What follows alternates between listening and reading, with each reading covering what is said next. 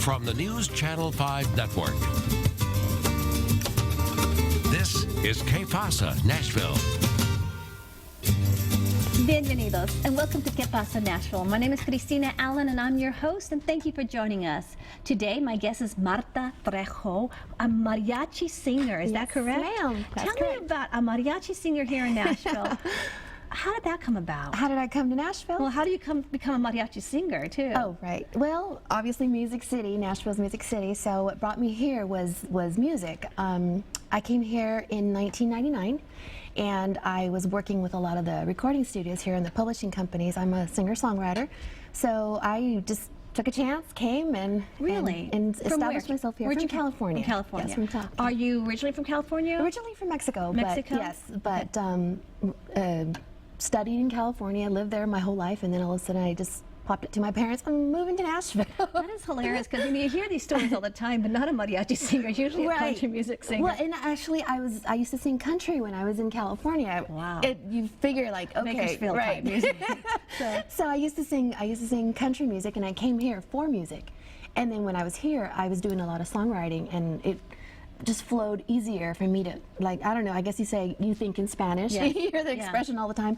So I just started writing in Spanish, and I wrote a full 12-song album, and I started recording it in 2001. Wow, that's exciting. Yeah. So as a mariachi singer here in Middle Tennessee, you and your husband sing together on stage. Yes, we do. And what is the name of your group? It's called Dos Voces de Mexico, because we're both two voices from Mexico. Yes, Dos Voces de Mexico. And you kind of travel throughout Middle Tennessee and sing. Yes, we do. We get hired for a lot of private parties, especially. So we sing. Obviously, the community here is real tight, and so we get events, or so we have. We go and we sing in Bowling Green, Kentucky on Fridays, and then we also sing here every Saturday at Las Cazuelas. And Las Cazuelas is one of my favorite restaurants, yes, which is on really Nolensville and Harding. It's the old boardwalk for the old. And I used to sing at the boardwalk. Oh my gosh, it was the Phil boardwalk. Dasser used to sing there. But so as the Latinos have grown in Middle Tennessee, and you came here for the songwriting, do you find yourself you have a different role than you thought you would have here? Because singing as much mariachi, because when you moved here in '99, there was not any Latinos here. Yeah, no, there wasn't very many. Although, because I obviously had to have a day job, so I was working in real estate, and that's something that I did out in California. So I just kind of, everybody used to tell me, you should really get into real estate. You speak Spanish, you're bilingual, and I was like, really, where are the Hispanics? And it wasn't until I kind of moved out this way, because I used to live in Franklin when I first moved here, and I started seeing a lot of Hispanic people, and when I started writing music, I chose to write it in Spanish. So I finished my album. So I've heard you sing. Yes. That's why I invited you at Las Cazuelas, and it was beautiful, traditional Mexican song. Yes, we sing three genres of music. Obviously mariachi being one of them, but we also sing norteña and banda.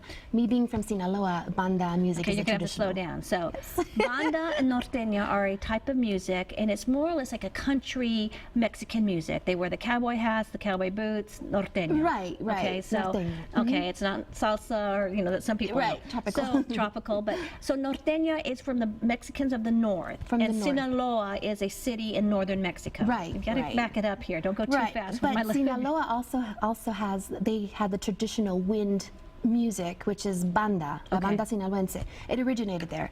So a lot of the music that we sing is from Sinaloa, yes. Sinaloa. My mom is from Obregón, Sonora. Right, but it's still it is norteño, yes. Meaning the northern part of Mexico.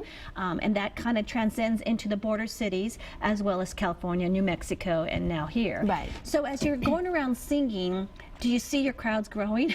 Or do you go into cities you wouldn't expect? Or, we do, yes. You wouldn't think that there's a lot of like Mexican music here, but there is.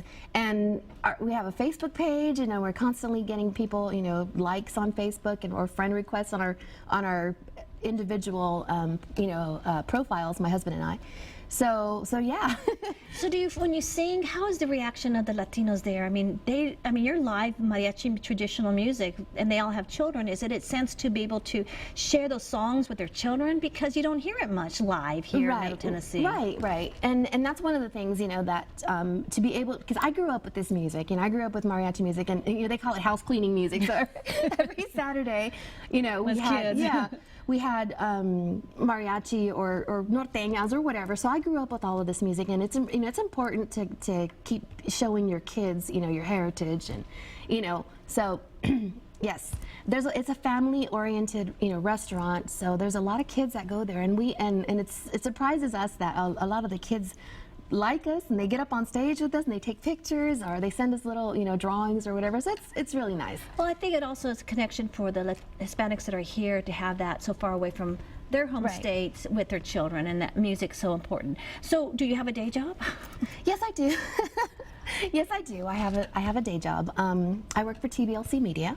Okay, and what is that? TBLC Media, it's a company that houses 2 radio stations here in Nashville. And they're Spanish radio stations? Spanish radio stations, yes. And so, what type of music? Is it the same type?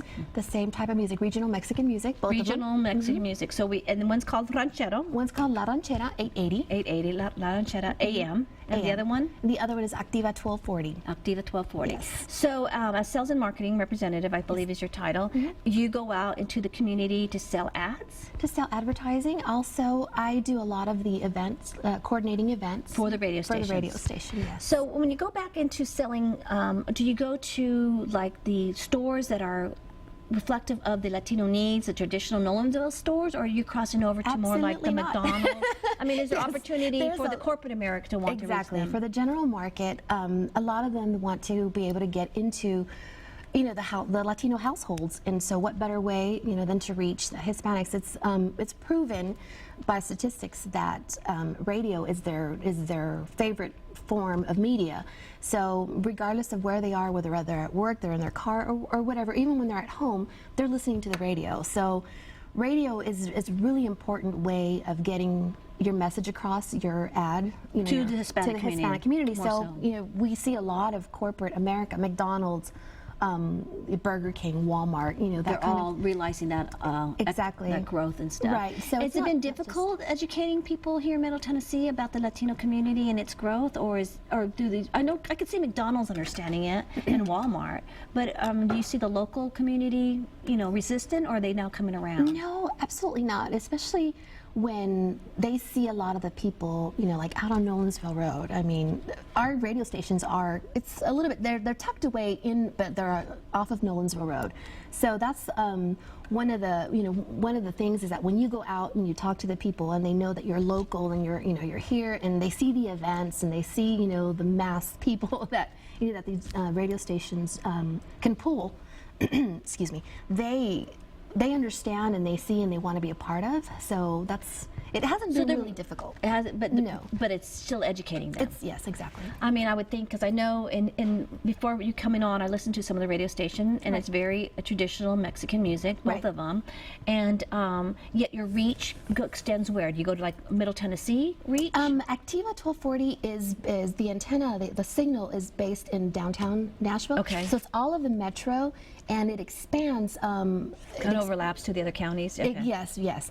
And Ranchera is more, it goes into, as far as Clarksville, into Kentucky, all the way into Murfreesboro, Shelbyville, all of that area. So it's got a pretty big reach. Well, and you look at where the pockets of Latinos are. I mean, Shelbyville, Murfreesboro, Laverne and Smyrna have a huge growth and stuff like that, but also within Middle Tennessee, it's not just Nolensville. We have Murfreesboro Road, we have a little bit of Madison. I mean, there's pockets all over these Latinos that you're able to reach through the music, through the message. I also know you have a lot of great programming, and looking at your website, you have a lot of you have Metro schools coming on once a week. Right. Why is that?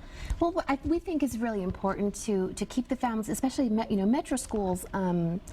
There's a lot of information that they don't really get if they're listening to it in English. Right. So we have Ruben de Peña. Yes, who's been a guest several times. Right. He's the liaison. He works for Metro Schools, but he's a liaison to the Latino community. Correct. Correct, yes. And so he comes on once a week, and he does a program where people can call in, ask questions, and stuff like that. And from where to register, what kind of shots to get, everything. Exactly. So Metro Schools is doing a concerted effort to educate the community via your radio stations. Correct. Correct. And so do you have more people wanting to do that, like health people, or We've got immigration lawyers. We have you know, other types of services that want to do that. Although we don't traditionally break program for that, we do have like one special day where it's more like a community-based type programming, so people can you know, tune in and listen to special interests, you know. Like and I guess we attorneys have to educate them. We have to educate Correct. this community on making sure they have their shots, because my kids go to metro schools. Right. Make sure they, you know, the parents know their options. I mean, and make sure they're studying for TCAP and what that means. So that's Right. it.